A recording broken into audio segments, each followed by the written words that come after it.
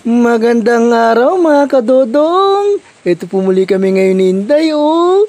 Pinagluto ko po si Inday ng tinolang manok mga kadodong. At meron po akong isang pirasong talong po dyan mga kadodong oh. Press na press po yan mga kadodong. Kakainin ko nga po yan at hindi ko na po lulutuin po yun. At meron nga po akong isang sili po dyan. Isa nga po talaga sa aking mga pampagana mga kadodong.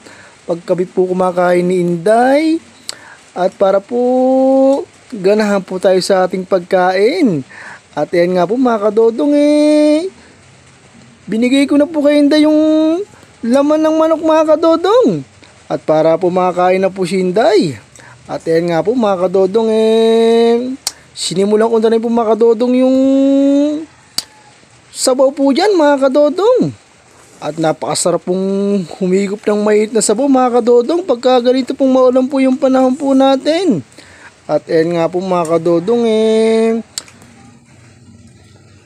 tinikman ko na nga po mga kadodong yung talong po natin. Press na press po yan mga kadodong oh. Ang sarap po yan mga kadodong. At nandiyan po talaga yung mga vitamins sa mga press na gulay po natin mga kadodong. Kahit hindi po natin lutuin po yan, pag kinain po natin yan, talagang yung lasa po niyan lasang-lasang gulay po talaga mga kadodong.